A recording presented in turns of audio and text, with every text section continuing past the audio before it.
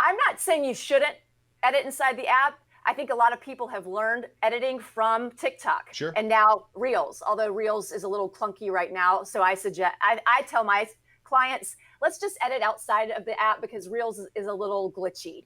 TikTok is a little smoother ride right now.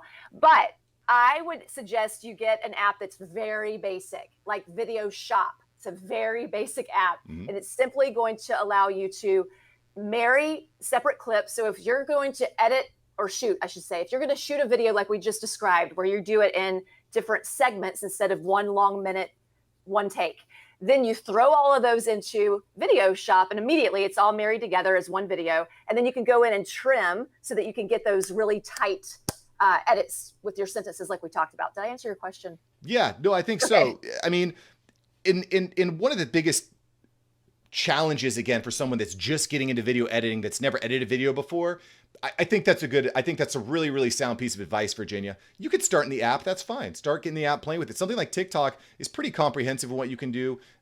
Instagram has some different features, but the key here is don't think that you have to do everything all at once. Stop comparing yourself to professionals like Virginia.